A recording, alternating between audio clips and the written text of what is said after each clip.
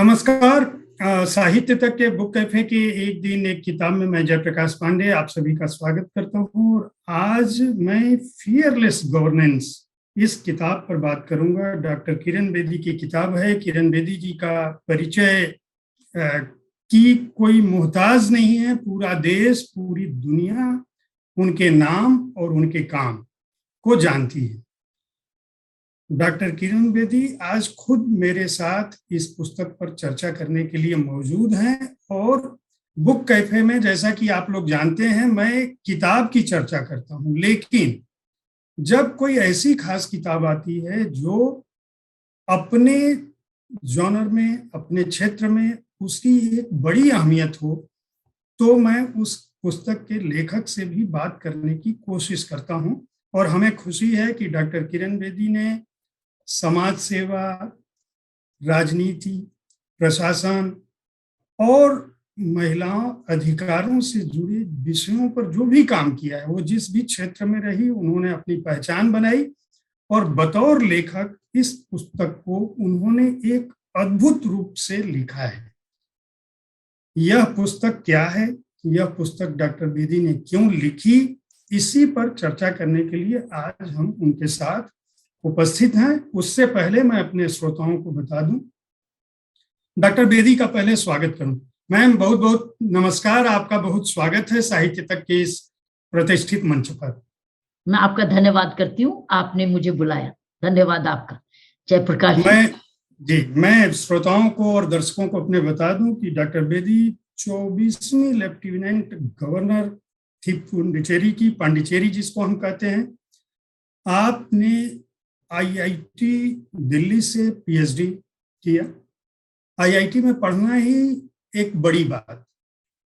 केवल यही आपका परिचय नहीं है, भारत की पहली महिला आईपीएस ऑफिसर के रूप में आपकी ख्याति पूरी दुनिया में रही है। और बहुत सारा काम आपके नाम से दर्ज है। जहां भी रही लोग किरण बेदी नहीं, क्रेन बेदी कहते हैं। दिल्ली के लोगों के लिए उनके परिचय की कोई बात नहीं। और पूरे देश में जो भी प्रशासनिक सेवा, पुलिस सेवा या पुलिस सर्विसेज को जानता है, वो किरण बेदी जी के काम को, उनके नाम को जानता है। इसके अलावा आप एशियाई टेनिस चैंपियन रही हैं।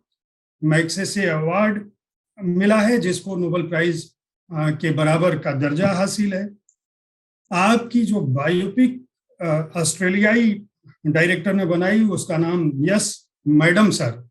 और मैंने खुद डॉक्टर बेदी को जितनी बार भी देखा हूं, कई सार्वजनिक कार्यक्रमों में, जब भी हमारी मुलाकात नहीं भी होती रही और मैं बाहर गाड़ी के लिए इंतजार कर रहा हूं, तो मैं हमेशा देखता था कि जो ऑफिसर होते थे वो बेदी जी को सर ही कहते थे। जय हिंद सर कह के स्वागत करते थे।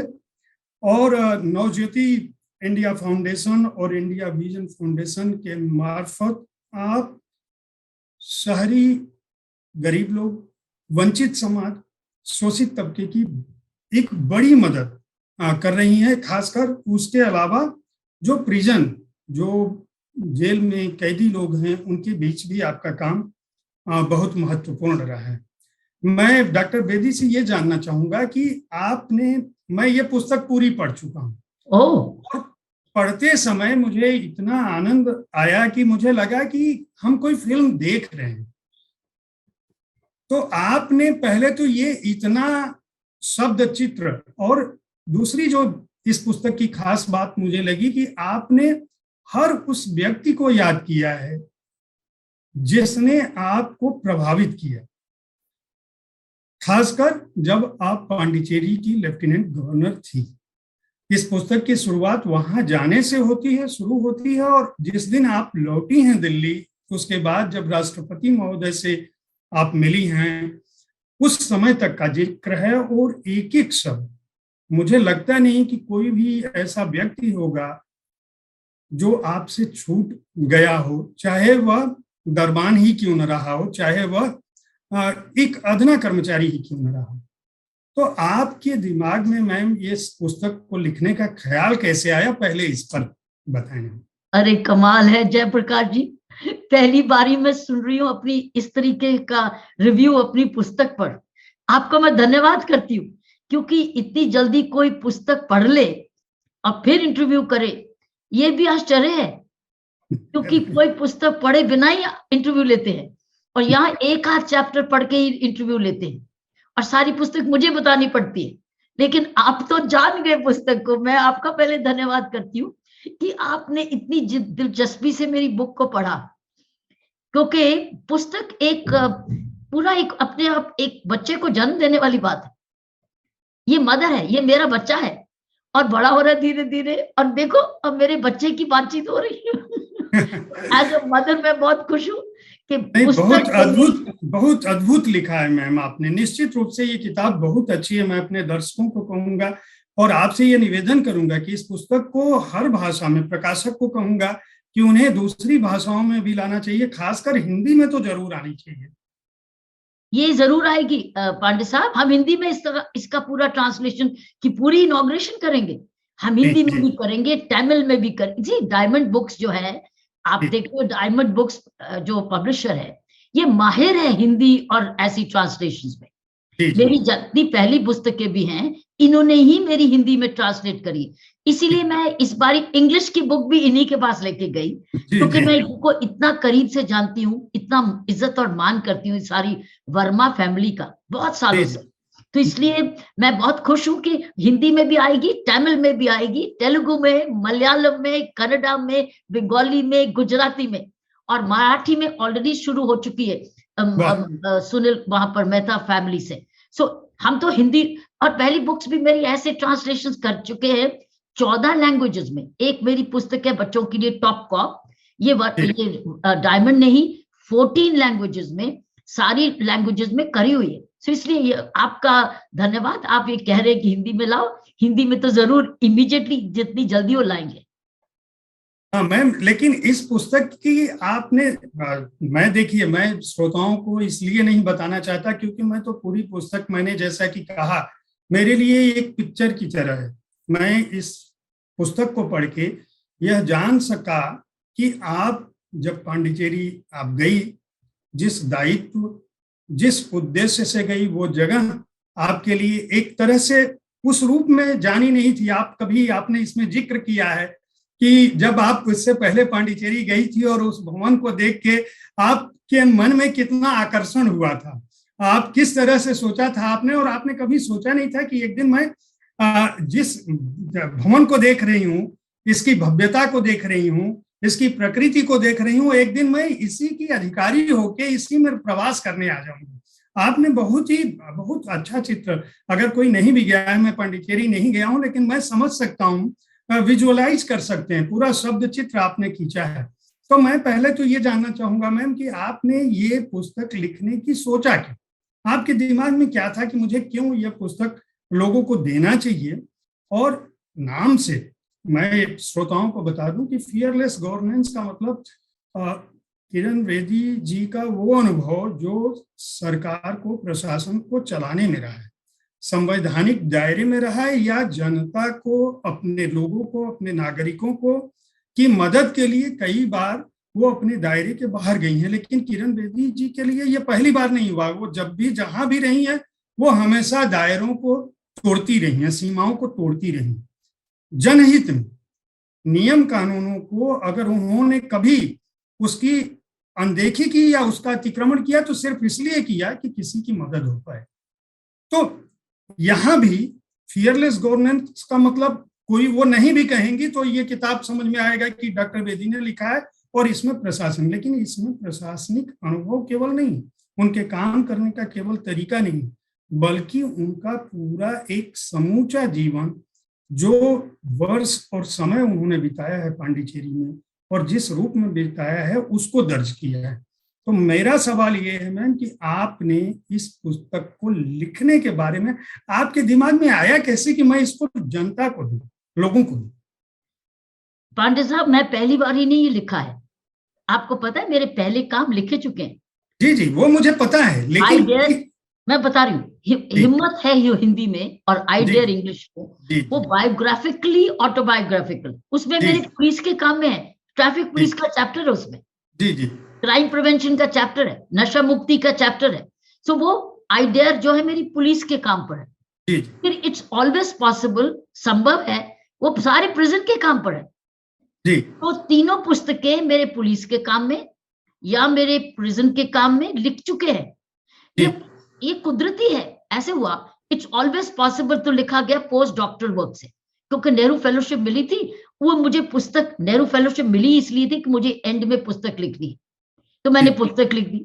फिर मैं जब आइडियर पुलिस का काम हो रहा था तो इतना अच्छा हुआ था कि अशोक चोपड़ा जी, वो हे हाउस में तब काम करते थे, तो उन्होंने कहा किरण ये काम लिख दो। तो मैंने कहा मुझे तो लिखने का टाइम नहीं है। बोले नहीं नहीं, बायोग्राफी बनाएंगे। तो वो बायोग्राफिकल लिखा गया। लेकिन जब मैं एलजी हाउस में आई, देखो पीएचडी करने का बड़ा फायदा होता है कि जी आप ऑटोमेटिकली राइटिंग ओरिएंटेड बन जाते हो, क्योंकि डेजर्टेशन लिखते हो, रिसर्च करते हो। इसलिए जी एकेडमिक जो है ना ट्रेनिंग, ये आपको लिखने की तरफ ले जाती है। और दूसरा मेरा रुझान भी था, मेरा रुझान हमेशा एजुकेशन की तरफ रहता है, और मैं अपने डॉक्यूमेंट्स को संभाल के रखती हूँ। और ये डॉक्यूमेंट्स के संभालने की आदत मेरी टेनिस प्लेइंग डेज से है। जब मैं छोटी थी और मैं ट्रैवल करती थी हिंदुस्तान भर में, तब कोई टेलीविजन तो होते नहीं थे, टेलीफोन ना रेडियो होते थे, तो आपकी न्यूज आपको कैसे पता चलेगी कि आप खेल रहे विशाखापट्टनम में और दिल्ली के अखबारों में क्या आया, आपको नहीं पता चलेगा। तो मैं जब घर वापस लौटती थी खेल के, मेरे पिताजी मेरे स्पोर्ट्स पेज पे जो मेरी न्यूज आई होती थी उसका कटिंग काट के रखते थे और वो फाइल बनाते थे। तो जब मैं आती थी तो मुझे कहते थे देख, तूने जो जीता हारा ये लिखा है, अखबारों ने ये लिखा है। तो मैं आकर, और तब मैं अमृतसर में रहती थी, तो देखिए कितनी दूर से हम ट्रैवल करके आते थे, 3-3 दिन गाड़ियों में थर्ड क्लास ट्रैवल से आते थे, और कितनी दिनों के बाद आते। तो मेरे पिताजी सारे अखबारों को संभाल के रखते थे और फिर मुझे दिखाते थे कि बेटा तेरे ये न्यूज़पेपर आई, ये रिपोर्टिंग की उन्होंने तेरे टेनिस मैच की, और वो संभाल के रखते थे। ये जो संभालना है डॉक्यूमेंट्स का, जो मुझे बड़े दिल उस वक्त को मैंने मुझे दिखाने के लिए रखते थे। तो जब मैं देखती थी तो मेरे पापा कैसे उनके लिए वो बहुत इंपॉर्टेंट पूंजी थी, यही डॉक्यूमेंट्स, ये न्यूज़पेपर क्लिपिंग्स। मुझे इसकी आदत कंटिन्यूड रही। जब मैं पुलिस में आई तो मैं अपने न्यूज कपिंग, मेरे हर इंटरव्यू में कोई भी मर्डर की स्टोरी, कोई स्टोरी मैं जो आप लोग छापते ही रहते थे, तो मैं उसकी फिर फाइल बनाती थी, उसकी पूरी स्क्रैप बुक बनाती थी।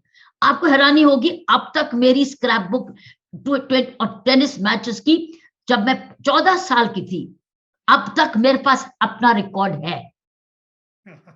तो जब मैं एलजी हाउस भी गई तो वो कंटिन्यूड रहा, जो भी हमने काम किया। अब तो बड़ा टेक्नोलॉजी का फायदा हो गया, लेकिन अखबारों में अगर कोई आया, जो मैंने ब्लॉग लिखा, जो मैंने ट्विटर पे लिखा, जो मैंने व्हाट्सएप दिया, जो मैंने इंस्ट्रक्शन दी, वो मेरी फाइल से प्रेजेंटेशन हुई, सिस्टम बदल गया, लेकिन मेरी डॉक्यूमेंटेशन वैसी रही।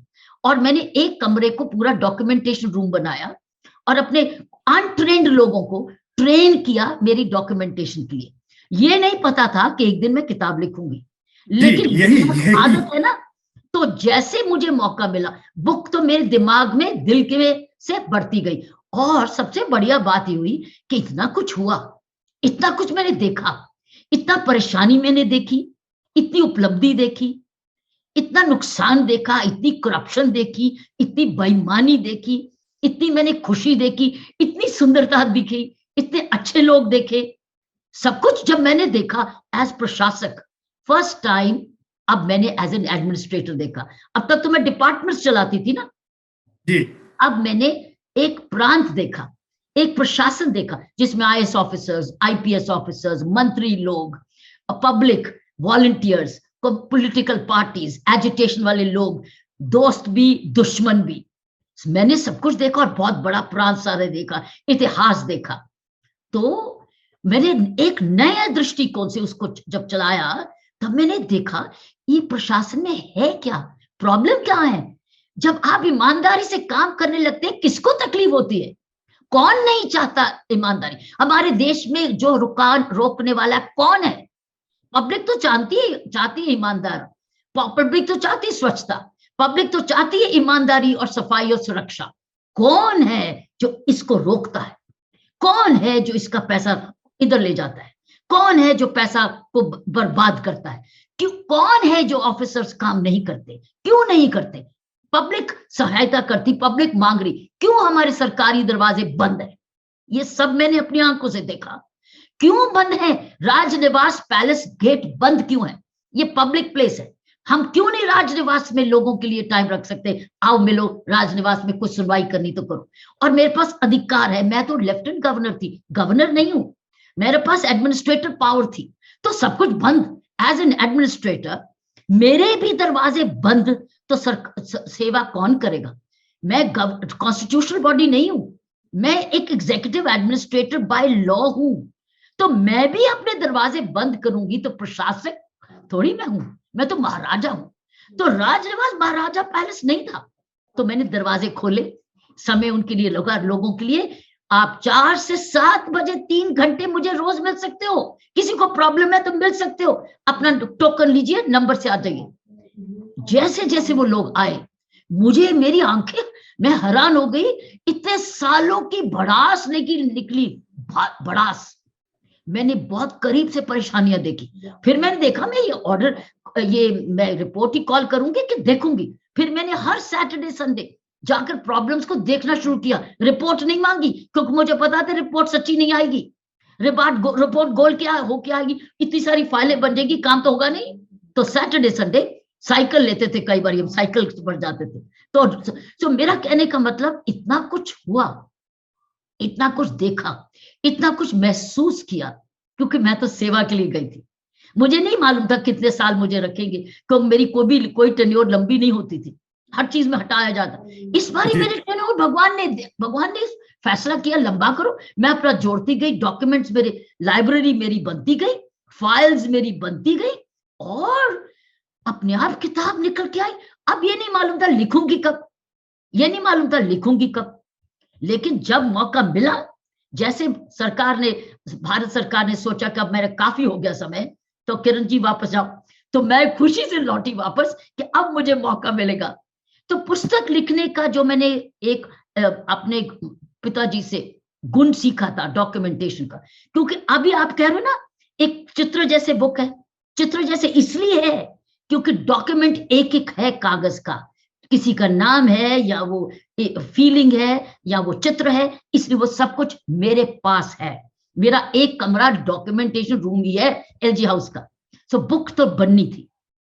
मेरा सवाल इसी से जुड़ा हुआ है। इस पुस्तक में आपने लोगों से लीगल सलाह, लीगल एक्सपर्ट्स को बुलाया। जब आप पहली बार जाती हैं तो आपने जाते ही वहाँ के प्राकृतिक चित्र के साथ साथ जो शाम को आपकी वेलकम सेरेमनी होनी है, उसके लिए भी आपने तय किया कि नहीं, लोग फैमिली के साथ आएंगे, और आपने प्रोटोकॉल को पहले दिन ही एक तरह से ब्रेक कर दिया।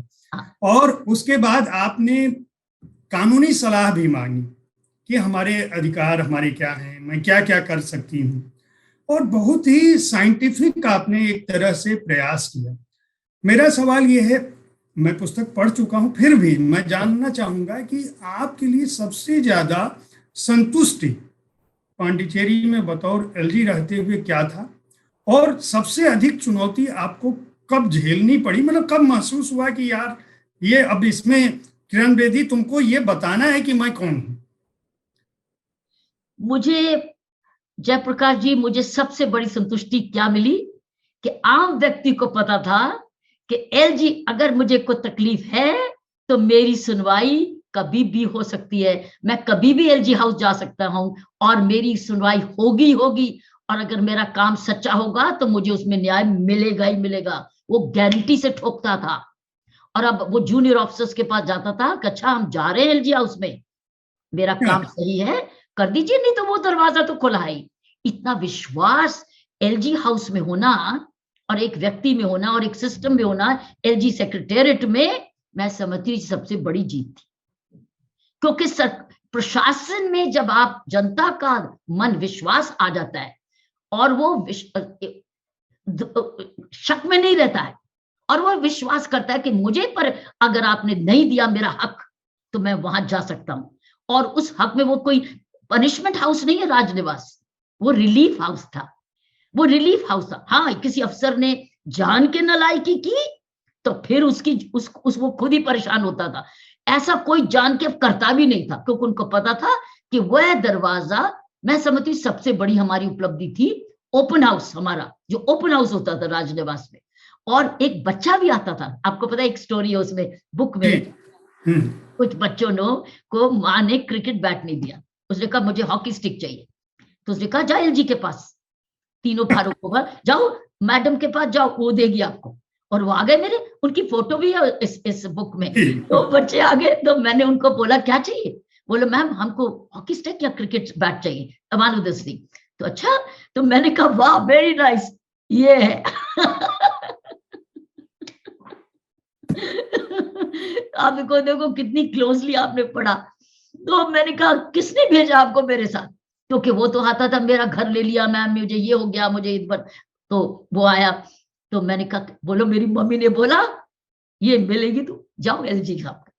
तो खत्म, हमारी टीम है ये। तो और मेरे पास मेरी टीम इतनी अच्छी थी, वो मेरी टीम सुनती थी आसपास में। अगले दिन जी मेरी वहां कंट्रोलर थी राजनिवास, उसका नाम है आशा गुप्ता, उसने अगले दिन जी उनको पहुंचा दिया घर में, जो बच्चों को खेलने का। अब वो हमने खरीदा नहीं, हमारे पास बहुत सारे डोनर आते थे, विमेन्स ग्रुप्स आते थे, हमें कोई स्पोर्ट्स मटेरियल दे जाता था, हमें कुछ पढ़ने की पुस्तकें, dictionaries, pencils, copy books, footballs, T shirts, बहुत कुछ देता था। हम उसके लिए एक अलमारी बनाई हुई थी राजनिवास से, गिफ्ट कवर्ड। तो जो बच्चा आता था अपनी माँ बाप के साथ, उसको तो खाली हाथ हम भेजते नहीं थे।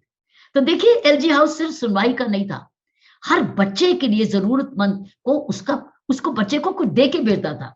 और इसी बच्चे का अगर कोई बर्थडे होता और वो कहे मैडम मेरा आज बर्थडे, मम्मी डैडी के साथ आया, मैं उसको अपनी कुर्सी पे बैठाती थी, ये कुर्सी पर तुमको एक दिन लायक बन के बनना है।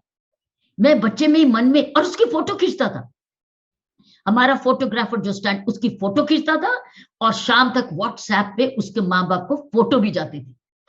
सो फोटो भी जाना, डिक्शनरी भी लेना, स्टेशनरी भी ले लेना, हॉकी स्टिक भी लेना, लेकिन माँ बाप की जो दुख लेके आए वो उसको भी सॉल्व करना।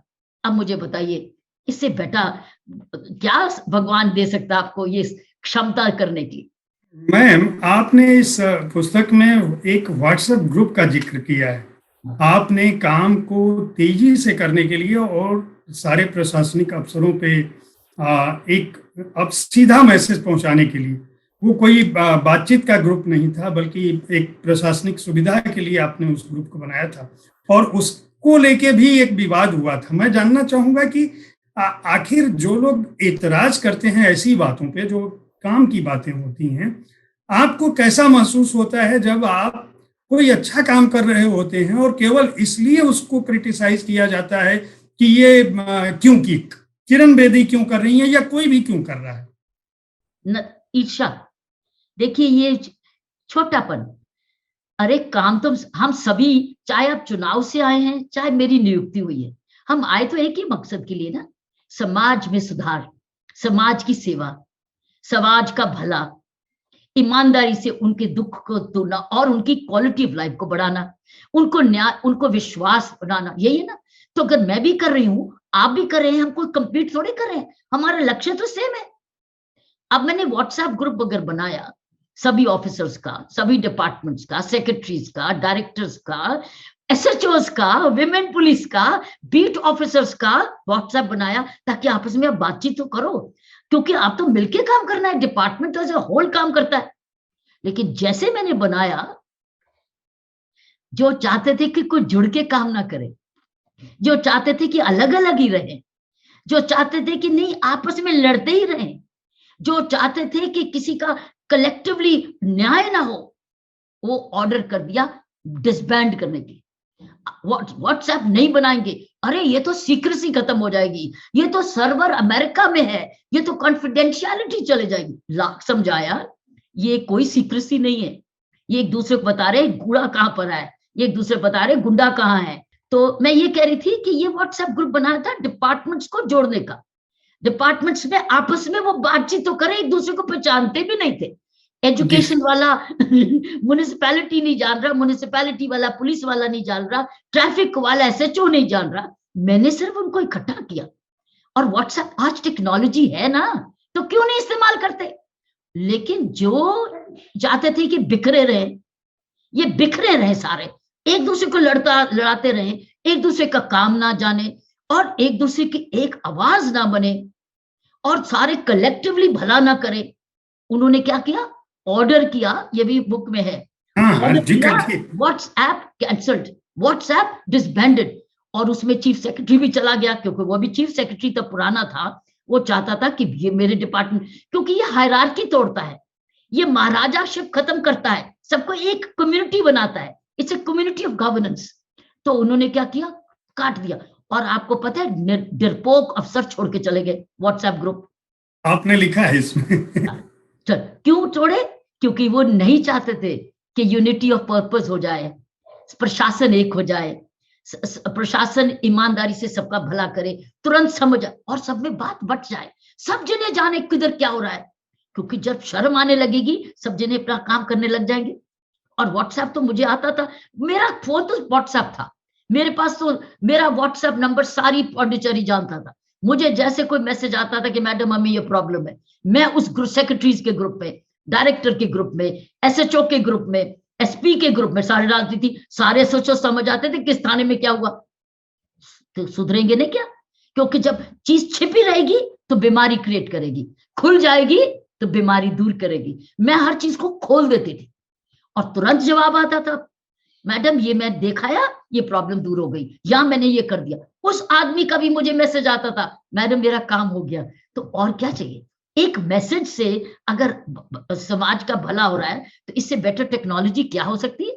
लेकिन जिनको तकलीफ थी कि नहीं लड़ते रहे, झगड़ते रहे, नहीं नहीं, सबसे बढ़िया बात हमारे पास आए, हमारे पास आए, हम उनकी फेवर करें। और जब फेवर कर दे और कहे देखो जरूरत वक्त अब तुम मेरे काम आओगे, मैंने तुम्हारे लिए किया ना, अब तुम भी मुझे कुछ करोगे, तो पता नहीं भगवान जाने। आपने किताब में एक बार इस बात का भी जिक्र किया है कि जो राजभवन के राजनिवास के बजट पर भी रोक लगाने की कोशिश की गई थी और उसके लिए भी कहा गया था कि आप कहाँ से ये कर रही हैं और क्यों कर रही हैं। उसका जरा दर्शकों को बताएं कि वो कौन सी सिचुएशन थी। आपने चूंकि एक लंबा समय, जो इतना भी समय बिताया है और इतने अधिक काम किए, हालांकि अखबारों में पूरे देश को पता है, जैसे आपका साइकिल स्वच्छता वाला, ये पूरे देश में और दिल्ली खासकर हम लोगों को तो पता चलता रहता था टेलीविजन से भी, और अखबारों में भी बड़ी रिपोर्टें आती रही थी। सबका ये कहना था, ये आरोप था कि किरण बेदी एक तरह से चुनी हुई सरकार को रोक रही हैं। और भाजपा का एक तरह से सीधा सीधा आरोप था कि भाजपा के सरकार, मतलब मुख्यमंत्री के तौर पे जो मुख्यमंत्री का काम है वो भी खुद कर रही है, तो मुख्यमंत्री क्या करेगा। एक समय ऐसा भी आया था कि वहां के मुख्यमंत्री ने यह चेतावनी दी थी कि भाई मैं छोड़ देता हूं, मैं नहीं रहूंगा। क्यों? क्योंकि सब कुछ किरण बेदी जी कर रही है। उसके बाद एक सेंटर स्टेट रिलेशंस पर भी एक बहस उठी थी। मैं जानना चाहता हूं कि उस पूरे घटनाक्रम को आपने, अब पद पे नहीं है आप हालांकि आप कभी बोलने में आप कभी पीछे नहीं रही हैं, आप पद पे थी तब भी आप अपने अधिकारों को बेहतर ढंग से जानती रही और हमेशा बेहतर ढंग से आपने क्रियान्वित किया है। ये जो पूरा प्रकरण है जिसको कहा जा रहा है कि राज्य और केंद्र का या लेफ्टिनेंट गवर्नर और मुख्यमंत्री का जो विवाद है, दिल्ली में भी कई बार होता है, दिल्ली में भी हम लोग बैठे हैं, हम जानते हैं। आप इस पर क्या सोचती हैं आज जब आप उस पद पे नहीं हैं? मैं सोचती हूँ हमने एक बहुत इंपॉर्टेंट मौका हाथ से खो दिया। पौंडीचेरी ने एक बहुत अपने हाथ से मौका खो दिया, क्योंकि जो मेरे अधिकार थे, मेरे कानूनी अधिकार थे, मेरे कर्तव्य भी थे, वो तो मैं कर रही थी, यही उनके भी थे, जो चुन के आए थे उनके भी थे। मैंने उनको बोला था चलो मिलके काम करें, मेरे अधिकार और कर्तव्य भी हैं, आपके अधिकार भी कर्तव्य हैं, आपको लोगों ने चुना हुआ है इसलिए ये कर्तव्य आपका है, मेरी नियुक्ति हुई है, मेरा कर्तव्य मेरा है, क्योंकि मेरी अपॉइंटमेंट हुई है और मेरे कानूनी अधिकार है, मैं ये करूंगी, मेरा कर्तव्य।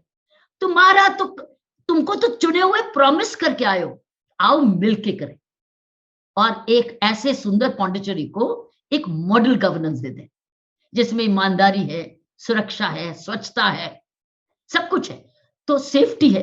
लेकिन वो तो इसी चीज में फंसे रहे कि ये तो मेरा है, तुम क्यों कर रही हो। और मैंने ये कहा, मैंने तुमको कहा है कि आप मेरे साथ मिलके करो, अगर तुम नहीं करोगे तो मैं करूंगी, क्योंकि मैं समय खराब करने नहीं आई। और ये भी है कि मैंने उनको लिख के भेजा, बुला के कहा कि अगर हम दोनों जने मिलके करें तो हम एक मॉडल गवर्नेंस दे देंगे 6 महीने में साफ, सारी पौंडीचेरी 6 महीने में साफ, 6 महीने में पैसे की कोई बेईमानी नहीं होगी, हमारे पास सरप्लस। अरे आपको हैरानी होगी, लोगों का जीपीएफ खा रही थी, लोगों का प्रोविडेंट फंड खा रहे थे, ऐसी ऐसी इंडस्ट्रीज को तनख्वाहें दे रहे थे जिसमें कोई इंडस्ट्री है ही नहीं, ऐसी नियुक्तियां करी जा रहे थे उनको तनख्वाहें देने के लिए, जब पैसे भी नहीं है और आप नियुक्तियां करते जा रहे हो। सो प्रोविडेंट खा रहे हो, जीपीएफ खा रहे हो, सैलरी आपके पास देने को नहीं है, पेंशन आप 6-6 महीने की लोगों की पेंशन नहीं दे रहे और कह रहे हो पैसे बांटते जाओ। मैं पैसे कैसे बांटू? पावर, फाइनेंशियल पावर, अधिकार एलजी का था। See that is why I was an administrator. Financial powers की फाइनल सैंक्शन एलजी के पास थी। और जब मैंने इनको कहा कि पैसा वेस्ट नहीं होगा, पहले पेंशन दो, पहले ग्रेचुटी दो, पहले तनख्वाहें दो, पहले उनके अधिकार दो, और पहले ये जो फालतू के पैसे जब बांटी जा रहे हो ये बंद करो और बजट के अनुसार खर्चा करो। आप कह रहे बजट नहीं है तो दे दे, अनाउंसमेंट नहीं, पहले बजट लाओ। नहीं नहीं, इस बजट से इधर हटा देंगे, नहीं, क्योंकि आप बजट से एक सब्जेक्ट दूसरे सब्जेक्ट शिफ्ट करने के लिए एलजी की पावर चाहिए। मेरे पास आती थी, मैं नहीं मानती थी, क्योंकि मैंने कहा इसमें आपका बजट नहीं है, पहले बजट लाओ, पैसा खर्चा करता जाना, मुफ्त अनाउंसमेंट करते रहना, ये भी मुफ्त वो भी मुफ्त, तुम बढ़ा नहीं रहे, किराया नहीं बढ़ा रहे, पैसा रिकवर नहीं कर रहे और अनाउंसमेंट्स करी जा रहे। तो एलजी के पास पावर थी, इसी की तो तकलीफ थी कि उधार लेके करते जाओ। तो उधार नहीं, आप पहले अपना इंटरेस्ट फेल नहीं हो सकता, you can not be a debt trap. So जैसे फाइनेंशियल डिसिप्लिन लाने की कोशिश की तो देखिए, और फिर ऊपर से कॉन्ट्रैक्ट करो, बड़े बड़े कॉन्ट्रैक्ट करो।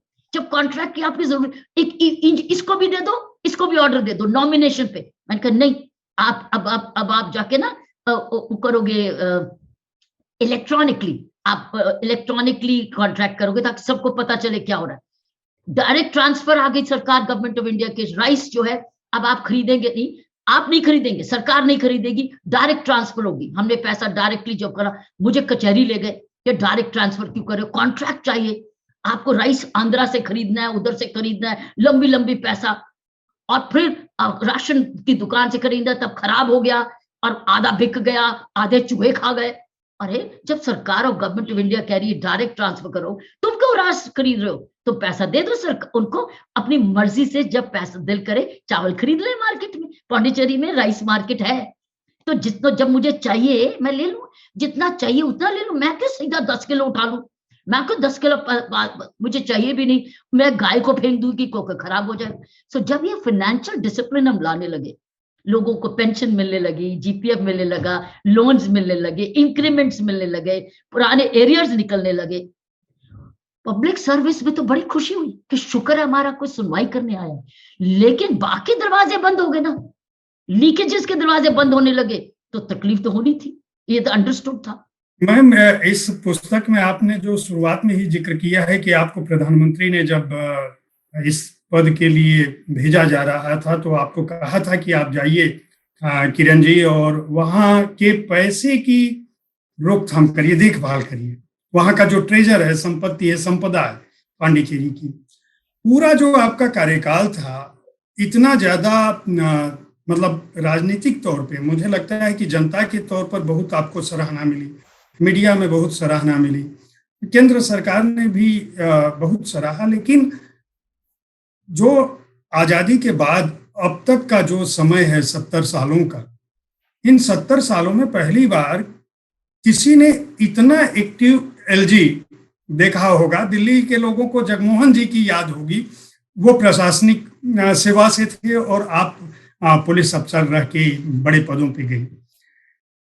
इसकी वजह क्या है? इतना आपने जो एक्टिव किया, मेरा सवाल ये है कि क्या केंद्र सरकार से बीच में कभी आपको ऐसा हुआ, ये इंडिकेशन दिया होगा कि किरण जी थोड़ा सा नरम होइए, ऐसा ऐसा कुछ कहा गया, या आप ये इतना कुछ इसलिए कर पाई क्योंकि आपको वो प्रशासनिक अनुभव पूरे आपके जीवन काल में हासिल हो चुका था, जिससे आप ये नब्ज पकड़ सकती थी जनता की कि किस काम से जनता को सीधे राहत मिल रही है, हमारे क्या अधिकार हैं।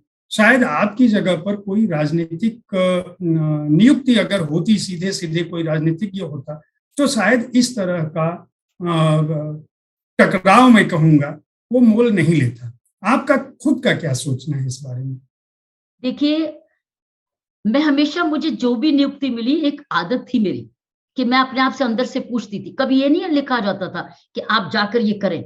मुझे प्रधानमंत्री जी ने एक बात कही जब मुझे उन्होंने बुलाया मई 2016 में कि किरण, तुम एलजी पांडिचेरी बनना चाहोगी, जाना चाहोगी? मैंने कहा जरूर sir, I will be very happy to serve. तो जल्दी जाओ, लेकिन वहां जाकर ना पैसे का ध्यान रखना। और मुझे उन्होंने कुछ नहीं बोला। अब मैं दिमाग में सोचती गई कि मुझे प्रधानमंत्री जी ने ये क्यों कहा, किरण जी वहां जाकर पैसे का ध्यान रखना। दैट मीन्स उनको मालूम था कि वहां बहुत सारा पैसे की लूट हो रही है, डाइवर्ट हो रहा है, वेस्ट हो रहा है, तो जाके संभालना। ठीक, इसीलिए मैंने जाते ही पहले लॉ सेक्रेटरी के साथ मीटिंग की और लॉ सेक्रेटरी को मैंने पूछा मुझे मेरी फाइनेंशियल पावर्स क्या है लेफ्टिनेंट गवर्नर की, क्योंकि कॉन्स्टिट्यूशनल हेड में तो वो एंडोर्समेंट होती है तकरीबन, मुझे नहीं मालूम, मैं गवर्नर नहीं रह चुकी, मुझे नहीं मालूम।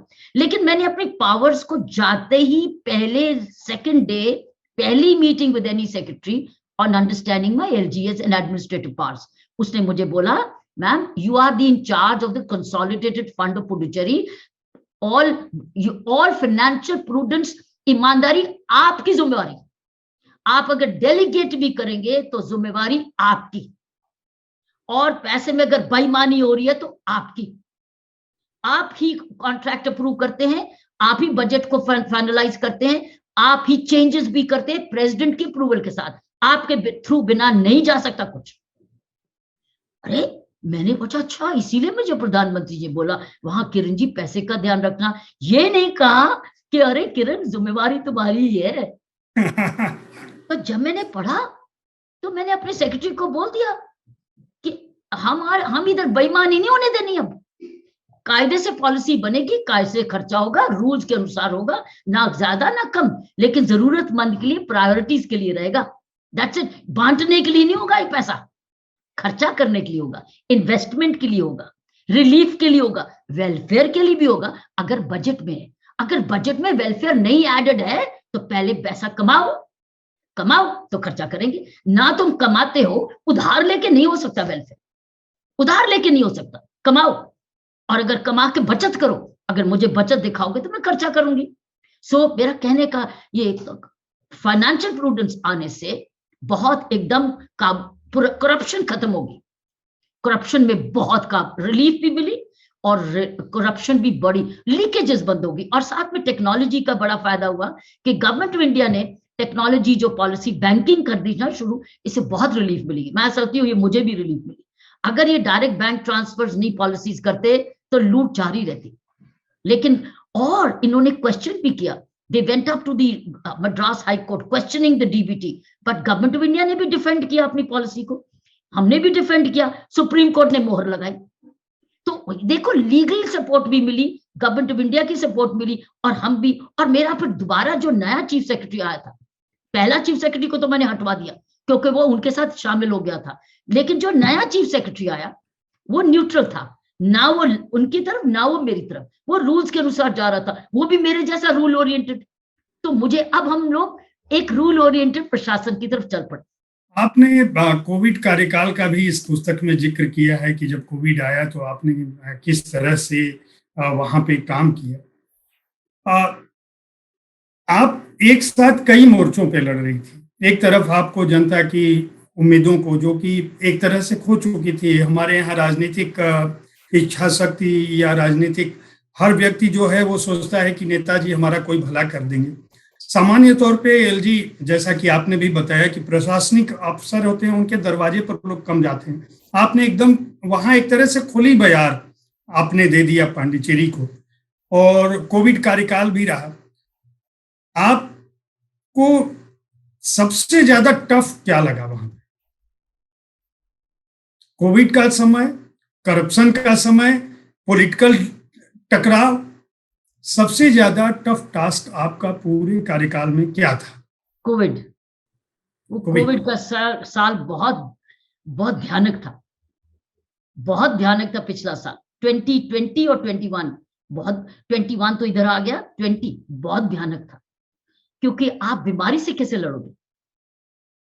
और बीमारी फैलती जब जाएगी, आपके पास डॉक्टर नहीं होगे, हॉस्पिटल नहीं होगे, दवाइयां नहीं होगी, एक्सपर्ट्स नहीं होगे, बेड नहीं होगा, तो कहां जाओगे आप? ये नहीं थे कि पांडिचेरी के पास साधन नहीं थे, साधन थे, लेकिन जोड़ने वाला कोई नहीं था। ये पावर जो जोड़ने की थी इस चीज में, कोविड में, वो चीफ मिनिस्टर के हाथ में थी, क्योंकि डिजास्टर मैनेजमेंट का जो चेयर था वो था by the act, disaster management act में, उस पांडिचेरी के डिजास्टर मैनेजमेंट एक्ट में बदकिस्मती से वो बना हुआ था चेयरमैन, वो चेयरमैन था, और उसने अपनी कमेटी बनाई और उसने काम शुरू कर दिया। ऐसा नुकसान हुआ, कोई जोड़ने वाला नहीं रहा था, जोड़ नहीं रहा था। हमारे पास इतने मेडिकल कॉलेज जोड़ नहीं रहा था, और ना ही डॉक्टर्स को, डॉक्टर्स यूनियंस में बटे, इस चैप्टर में लिखा है, यूनियंस में बटे हुए थे डॉक्टर्स, एक तरफ यूनियन बाजी में, और उधर वो जोड़ नहीं रहा, और लोगों में बीमारी फैलती गई। मैं कहा मारे गए, ये तो नहीं हो सकता। मैंने ठान लिया कि ये सुधरेगा, नहीं तो मैं घंटा बजा के फिर मैं हूं यहाँ का, मैं एलजी हाउस देखने वाला नहीं है। तो मैंने फिर भाग दौड़ को संभाला, मैंने ये लगाम को, मैंने कहा काफी हो गई, तुम चेयरमैन होंगे, लेकिन मैं एलजी हूं यहाँ एज एडमिनिस्ट्रेटर। मैंने ट्वीट किया प्रधानमंत्री जी को कि मुझे यहाँ हेल्प चाहिए, यहाँ बर्बादी हो रही है। इस वक्त चेयरमैन वो है डिजास्टर मैनेजमेंट एक्ट का, और जैसे मैं कुछ पूछती हूँ वो कहता हूं तुम कौन, और वो पब्लिक में तुम कौन, लोग मर रहे हैं, तुम कौन? तो मैंने कहा ऐसे नहीं चलेगा, अब मैं हूं कौन, अब मैं बताऊंगी तुमको मैं हूं कौन। तो एलजी साहब को मैंने पीएम को ट्वीट किया, ऐसे मुझे इमीडिएटली हेल्प चाहिए, यहाँ इनके बस का नहीं है कुछ। I want government of India to come and watch what's happening here. Please come. Somebody should come. Indian Council of Medical Research के तुरंत लोग आए, तुरंत अगले दिन की ट्वीट के साथ आए। उसमें मैंने बहुत परेशानी थी, मैं वाकई में मेरे लिए बहुत परेशान, तो मैं डॉक्टर कहाँ से लाऊं, दवाइयां कहाँ से लाऊं, बेड्स कहाँ से लाऊं, लोगों को कैसे समझाऊं। मैं तमिल नहीं बोल पा रही, इंग्लिश ट्रांसलेट हमेशा कर पा रही हूँ। तो जैसे मेरे पास, देखिए जैसे बाहर से निगरानी आई, अब डंडा आ गया ना, अब प्रधानमंत्री, अब गवर्नमेंट ऑफ इंडिया इनको वॉच करने लग गया। उन्होंने इकट्ठा किया डॉक्टर्स को, जो मैं व्हाट्सएप ग्रुप बनाती थी डॉक्टर्स को, काट देता था उनका health minister. Can you believe it? डॉक्टरों को भी इकट्ठा करने के लिए व्हाट्सएप को काट देता था। क्या जरूरत है एलजी की, क्या जरूरत है डॉक्टरों के साथ बात करने की? इसी चीजों में, अरे एक लोग बीमार हो रहे हैं और परेशान हो रहे हैं, मर रहे हैं, और मैं डॉक्टरों को जोड़ रही हूँ कि समझो अपनी प्रॉब्लम को, जाओ डिस्पेंसरियों में, फीवर क्लिनिक लगाओ, कैंप लगाओ, लेकिन अरे तुम डायरेक्टर हेल्थ मौके पर जाओ, नहीं हिल रहे, क्योंकि जो हेल्थ मिनिस्टर था वो रास्ते में आई जा रहा था, उनको रोकी जा रहा था। वो खुद आके डॉक्टरों की मीटिंग में जाके बोलता है क्या जरूरत है एलजी को कंट्रोल रूम बनाने की, कोई जरूरत नहीं है, और वो कंट्रोल रूम तोड़ रहा। तो मेरे लिए बहुत ज्यादा चुनौती का था कि मैं, अब लोग मर रहे हैं, मैं मरने नहीं दूंगी। फिर मैंने जब मैसेज दिया तो इंडियन काउंसिल मेडिकल रिसर्च की टीम आई, और आपके पास स्टैटिस्टिक्स है बुक में, उस टीम के आने के बाद का हाल और उसके पहले का हाल।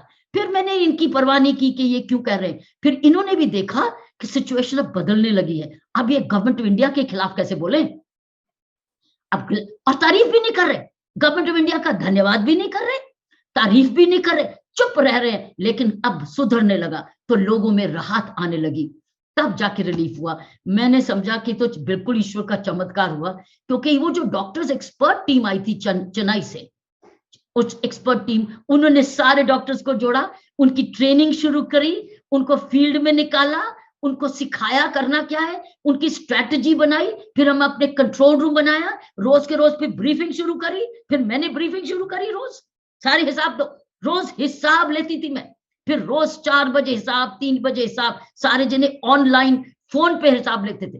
अरे मैंने फोन लाइन शुरू करी, वो फोन लाइन भी कटवा दिया, डॉक्टर्स को कह दिया कोई जरूरत नहीं आने की। लेकिन जब गवर्नमेंट ऑफ इंडिया की टीम आ गई तब कोई ना नहीं कर सका। जैसे वो संभल में आया मुट्ठी में, तो हम लोगों ने कंट्रोल करना शुरू किया, तो वो डिक्लाइन शुरू हुई।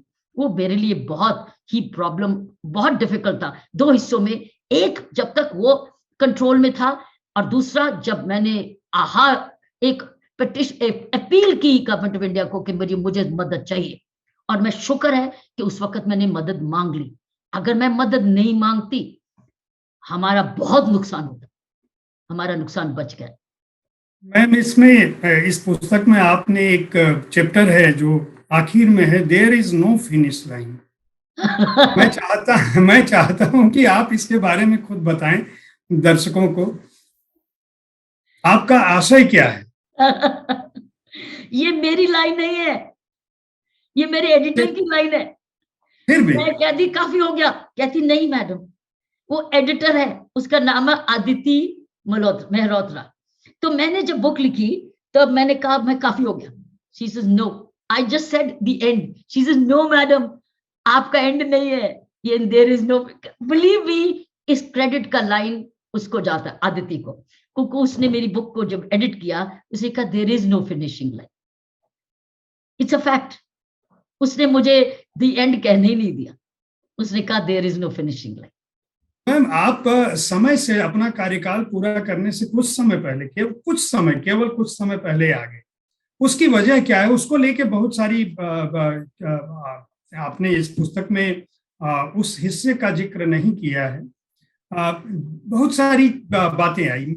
आप क्या सोचती हैं कि ऐसा क्या वजह थी? देखिए, 3 साल खत्म होने के बाद मैंने जो 3 इयर्स कर लिए थे, मैंने कह दिया था प्रधानमंत्री जी को और होम मिनिस्टर साहब को कि मेरे 3 इयर्स हो गए, मैं अब जाना चाहती, मैं कह चुकी थी। तो इस समय था जब वो कहें कि तुमने तो कहा था। ये आपने बहुत ही, चूंकि आप मास्टर हैं, पीएचडी कर चुकी हैं और इतने समय से आपको अनुभव है, ये कोई कैकेयी वाला वरदान तो नहीं था कि दशरथ से मांग रखा था कि मैं जब कहूंगा तुमको मांग लेना? मेरी रिक्वेस्ट कि मेरे 3 इयर्स हो गए, थैंक यू, मैं कह चुकी थी। अब ये सिचुएशन है, कब वो यूज करें। फिर भी, लेकिन इससे पांडिचेरी से आपको लगाव तो हो गया था। मैं बहुत, ये पुस्तक जो है लगाव की है, बहुत प्यार करती हूँ मैं उस टेरिटरी को, बहुत अच्छे लोग हैं, बहुत खुश लोग हैं। आपने अपनी माता जी को भी याद किया है, परिवार के लोगों को भी याद किया है, और बहुत भावुक है। इसकी शुरुआत पुस्तक की आपने बहुत भावुकतापूर्ण ढंग से की है, और जो लोग हमारी इस बातचीत को सुन रहे होंगे या जो सुनेंगे, या जो लोग पुस्तक पढ़ेंगे, उनको पता चलेगा कि आपका किस तरह का इमोशनल अटैचमेंट था उस जगह से। आप नॉर्थ ईस्ट में भी बतौर पुलिस ऑफिसर कुछ समय के लिए थे, दिल्ली में भी रही, लगातार पब्लिक लाइफ में ही आप रही हैं। कौन सी चीज इन तीनों जगहों पे, क्योंकि तीन अलग अलग हिस्से हैं, अलग नेचर है। नॉर्थ ईस्ट एकदम अलग टेम्परामेंट है, पांडिचेरी एकदम अलग टेम्परामेंट है, पोजीशनिंग भी अलग थी आपकी, दिल्ली भी अलग रहा है, कैदियों के बीच भी आप तिहाड़ की भी अधिकारी रही। हर जगह आपको कौन सी एक चीज जो समान लगती है, मतलब लगता है कि ये तीनों जगह पे बराबर है, एक चीज कोई ऐसी है जो तीनों जगह समान है, और तीनों जगह अंतर क्या है, तीनों जगह आपको डिफरेंस क्या मिला? अगर मैं सोचूं, मेरे पास 3 पोस्टिंग्स मेरे करियर में चुनौती वाली आई, जिसमें उनको सख्त जरूरत थी परिवर्तन की और अनथक मेहनत की। पहली शुरू हुई थी मेरी यंग एरिया में डीसीपी ट्रैफिक का। जब 9th एशियन गेम्स आने वाली थी, तब दिल्ली पुलिस को बड़ी सख्त जरूरत थी ट्रैफिक मैनेजमेंट की उस वक्त, और था कोई नहीं, कोई समझ नहीं आ रही थी उस वक्त के एलजी को कि मैं किसको लाऊं। मुझे बुला गया था फिर से कि तुम वहां जाओ। मैंने कहा सर मुझे तो सड़कें नहीं पता, और मैं 34 इयर्स ओल्ड थी और अभी मैंने डिस्ट्रिक्ट असाइनमेंट ही किया था। बोले नहीं, यू विल डू इट। और लकीली मेरे पास उस वक्त इमीडिएटली थोड़ी देर के बाद जगमोहन साहब भी आ गए, एलजी बन के, मुझे बड़ी मदद मिली उनकी। तो उन्होंने और मैंने और अपने कुछ टीम ने मिलके परिवर्तन कर दिया। उस वक्त सख्त जरूरत थी दिल्ली पुलिस को, एशियन गेम्स में सख्त जरूरत थी भारत सरकार को कि कोई ट्रैफिक संभाल ले वो, और किसी ने दखलंदाजी नहीं की, पूरी सपोर्ट मिली और आपने देखा परिवर्तन आया। एशियन गेम्स अभी तक याद है सबको कि उसमें कोई प्रॉब्लम नहीं आई। एशियन गेम्स, और पुलिस वाले भी कम थे, साधन भी नहीं थे, कम्युनिकेशंस भी नहीं था, टेक्नोलॉजी भी नहीं थी, लेकिन किसी को कोई ट्रैफिक जैम की प्रॉब्लम नहीं आई क्योंकि हमने बहुत मिलके इसी प्रकार मिलके काम किया। एक मुझे असाइनमेंट सेम बात सेम, लेकिन एक चीज कॉमन थी, सपोर्ट थी, पूरी सपोर्ट थी, और लेकिन साधन नहीं थे, मेहनत बहुत थी और काम भी करने के लिए हिम्मत थी और था तो करा, कामयाब हुई। नंबर 2, इंडिपेंडेंट हो गया ना उस वक्त क्योंकि वो उसमें आपको कंपीट नहीं कर रहा। सेकंड आया तिहाड़ जेल का, जब मैं आईजी था, कोई जेल में इंटरेस्टेड नहीं था काम के में, कोई दखलंदाजी नहीं कर रहा था, मुझे मिल गया, छोड़ दिया, कह रहे छोड़ दियो, अब जो करना कर लो, राइट। जब तक वो सारा बहुत अच्छा हो गया, एशियन वो जो मैक्सेसे अवार्ड मिल गया, सब कुछ बढ़िया हो गया, काम पूरा हो गया, कामयाबी भी हो गई, अब तेरा काम हो गया, तू जा, तो मैं चली गई, राइट। लेकिन उस तब तक जब तक मेरे पास कोई इंटरफेरेंस नहीं हुई, किसी ने दखलंदाजी नहीं दी, साधन भी कुछ नहीं था, लेकिन मेरे पास पूरा अधिकार था कि अंदर मैं क्या करूं, तो मैं कामयाब हो गई क्योंकि दखलंदाजी नहीं हुई और सपोर्ट तो थी नहीं, कोई सपोर्ट नहीं थी, लेकिन कोई इंटरेस्टेड ही नहीं ना उस काम में, तो कोई कंपटीशन भी नहीं था, ना ट्रैफिक में कंपटीशन हुआ ना इधर हुआ, राइट। सो दोनों में कामयाबी हासिल हुई। अब आया एलजी का काम। एलजी का काम तो सीधी नियुक्ति प्रधानमंत्री जी ने की, तब दूसरा कौन तंग करेगा मुझे, सही बात। और उन्होंने एक ही बात कही, पैसे का ध्यान रखना, मैं वो तो रख रही हूं, तो अब मेरे क्या प्रॉब्लम, अब प्रॉब्लम नहीं, अब मेरे पास साधन बहुत थे, पावर भी पूरी थी और सपोर्ट भी पूरी थी, तो अब मैं किसी चीज में कमी क्यों दिखाऊं, कमी क्यों रहे। प्रॉब्लम आई थी यही, तो अरे कंपीट कर रहे, ये क्यों कर रही, जो हमारा काम तुम भी नहीं करो, मैं भी नहीं करूं, कोई ना करे, ये नहीं होगा। सो वो मैंने डट के किया। सारी पावर थी, साधन थे, अधिकार थे, साधन जहां कम थे वो मैंने पब्लिक से जुटाए, जैसे ट्रैफिक में भी जुटाए, गवर्नर हाउस में भी एनजीओस को जोड़ा, कॉर्पोरेट्स को, ऐसे मैंने एलजी हाउस में पानी नहीं था तो सारी डोनर्स को इकट्ठा किया ताकि नालियां साफ कराऊं, वेल्स को साफ कराऊं, इरिगेशन कैनाल्स में वाटर हार्वेस्टिंग कराऊं, ये सारा पब्लिक से हुआ, सरकार के पैसे से नहीं हुआ, कॉमन था, वो भी कॉमन, ट्रैफिक में भी, एलजी हाउस में भी और जेल में भी, साधन पूरे थे। सो इसलिए मैं समझती हूँ जहां जहां मुझे अधिकार मिला पूरा और सपोर्ट मिली ऐसी, और साधन भी मिले चाहे पूरे ना हो, दखलंदाजी गलत ना हो, आपको मॉडल मिलता है, आपको मॉडल मिलता है, रोल मॉडल मिलता है, जैसा प्रशासन का मॉडल, और ये मॉडल ही है ये बुक, ये मॉडल ये है, आपने इसको लिखा है। मैं दर्शकों को कहूंगा इस पुस्तक को जरूर खरीदें, और हिंदी में भी आ रही है, दूसरी भाषाओं में भी आ रही है, और अंग्रेजी इसकी इतनी सहज है कि आप इसको पढ़ सकते हैं। और खासकर जो विद्यालय विश्वविद्यालय के छात्र हैं, जो लोग अपना करियर प्रशासन, पुलिस या दूसरे क्षेत्रों में बनाना चाहते हैं, यहाँ तक कि जो लोग सेवा का काम करना चाहते हैं, जो एनजीओज हैं, जो भी समाज के भले का काम करना चाहता है, चाहे वह किसी भी क्षेत्र में हो, छात्र हो, अधिकारी हो, कर्मचारी हो, राजनीति में हो, किसी भी काम को कितना बेहतर ढंग से किया जा सकता है, अपनी सीमा को जानते हुए और अपने समय को देते हुए इनिशिएट करके कोई कितना बेहतर काम कर सकता है, उसके लिए यह पुस्तक है फियरलेस। मैम ने लिखा है, फियरलेस का आशय यहाँ सिर्फ इतना है कि आपको मन बनाना है, वह साहस जुटाना है, और जब आप आगे बढ़ते हैं तो आपको जनता का इतना प्यार मिलता है कि वही आपकी ताकत हो जाता है, आपको छूने की, आपको रोकने की कोई हिम्मत नहीं करता। मैम, इन दिनों अगला प्रोजेक्ट आप क्या है, आप क्या कर रही हैं इन दिनों, इसके बारे में बताएं। पुस्तक की हम लोगों ने चर्चा कर ली, हालांकि एक सवाल मेरे दिमाग में था, मैं चाहता था कि मैं आपसे पूछूं कि आपने पूरे कार्यकाल में जो आर्थिक जितने भी लेन देन के व्यवधान थे या बर्बाद हो रहे थे पैसे, अपने प्रयासों से आप लगभग कितने करोड़ रुपए को रोका होगा कि ये साइफन होने से रुक गया या ये सही दिशा में गया? कोई इसका अनुमान है मैम कि आपके प्रयासों से जो वहां खनन से लेके जितनी भी चीजें थी वो कितने करोड़ रुपए होंगे लगभग जो हमारे ट्रेजर, इस देश की संपत्ति, पांडिचेरी की संपदा बच पाई? जो पैसा कहीं और जाना था, दूसरों की जेबों में जाना था, वो पैसा लोगों की पॉकेट में गया, वो करोड़ों रुपए। सो वो हमने वो ना फिकते हुए डाइवर्ट होते हुए, बहते हुए वो लोगों की जेबों में चला गया। सो पब्लिक मनी बन गई बाय डायरेक्ट ट्रांसफर। ये सबसे बड़ी चीज है।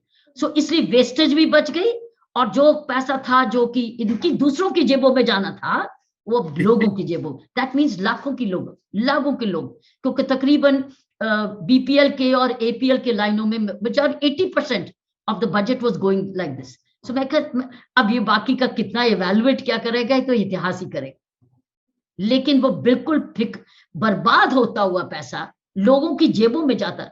एक सिचुएशन ये आई, एक एमएलए ने रिकॉर्ड पे बोला हुआ है उनको कि अरे तुमने इस हद तक किरण को, एलजी हाउस को कचहरी तक पहुंचा दिया कि अब तो तुमने हमें विरोध के लिए कुछ छोड़ा ही नहीं। अब इलेक्शन किस लिए लड़े, ना हमें कुछ मिलेगा ना हम कमा पाएंगे। अब तुमने हमारे लिए क्यों ऐसे करा, हर टाइम तुमने उसको चुनौती दी और हार के तुम घर आ गए। अब हमको इलेक्शन जीतने का फायदा ही क्या, कि कर तो कुछ पाएंगे, करेंगे तो कुछ कर नहीं कुछ पाएंगे, तो हर चुनौती पर कचहरी की मोहर लग गई। तो आप हिसाब लगा लो, अभी भी नहीं बचा, आने वाले समय के लिए बच गया। लेकिन मैं ये कहूंगी अभी भी चुनौती खुली है, ये नहीं कि बंद हो जाएगी। तो जब तक अलर्टनेस जो हमने दिखाई थी, एलजी हाउस में अलर्टनेस रहेगी, ब्यूरोक्रेसी में रहेगी, पब्लिक में रहेगी, मीडिया में हिम्मत रहेगी, तो ही कंट्रोल होगा। नहीं तो ये फिसलना कोई समय नहीं लगेगा, ये वापस में फिसल सकता है। लेकिन सिर्फ ये है कि डीबीटी के होने से आपका बहुत सारा पैसा बचता रहेगा। लेकिन मैं आपको ये बोल दूं कि ये अगर मैं समझूं कि ये आगे से लिए बंद हो गया, नहीं, उस टाइम के लिए तो बंद हो गया था।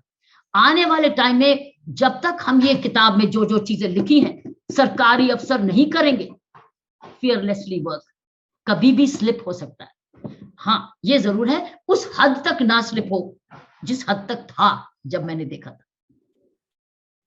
आप इन दिनों क्या कर रही हैं मैम, ये आखिरी सवाल मेरा था। आप जैसे अब तो मेरी बुक मैंने सोचा लिख के मेरे लिए छुट्टी हो गई। अब लिखने के बाद हर कॉलेज, हर मैनेजमेंट इंस्टीट्यूशन अब कहता है बुक के बारे में बताओ, अब मैं क्या करूं?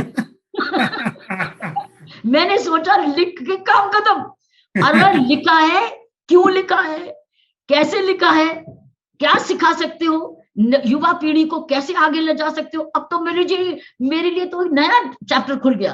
अब तो लिखा सिखाओ ताकि हम भी बड़े होके ऐसे बने। तो अब मेरा लक्ष्य ये है कि यही बुक एक शिक्षा के रूप में आने वाली पीढ़ियों के लिए एक ग्रंथ बन जाए, और अगर आने वाली पीढ़ी में इंस्पिरेशन मिल जाए तो इस बुक का लिखने का मकसद हल हो जाएगा।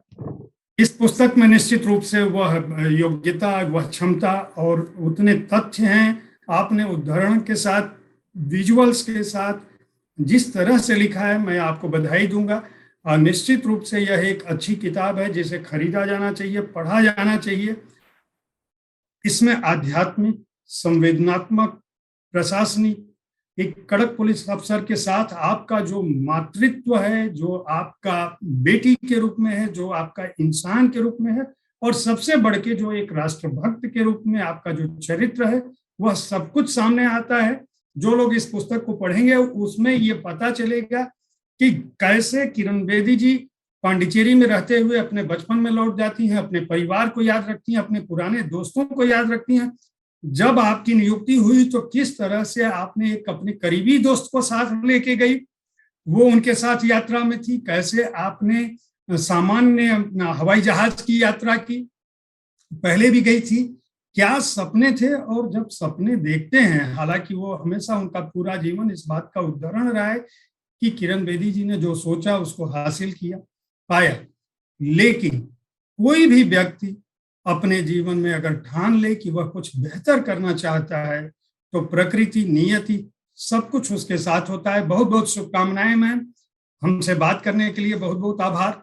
और मैं अपने दर्शकों को कहूंगा ये पुस्तक जरूर खरीदें और जुड़े रहें हमारे साथ। कमाल कर दिया आपने, आपने तो कमाल कर दी जयप्रकाश जी। मैंने कभी नहीं किसी मॉडरेटर को या एंकर को सुना जिसने इस करीबी से बुक को पढ़ा हो और इतनी आपने उसको श्रद्धा दी और रिस्पेक्ट दी। मैं तो अब आपका आभार कैसे प्रकट करूं। नहीं मैम, बहुत अच्छी किताब है, निश्चित रूप से बहुत अच्छी किताब है। आपको बधाई दी जानी चाहिए, शुभकामनाएं। और मैं चाहूंगा कि जल्दी ही हिंदी में आए ताकि एक बहुत बड़े वर्ग तक यह पहुंचे पुस्तक। Thank you so much. धन्यवाद। धन्यवाद। Thank you.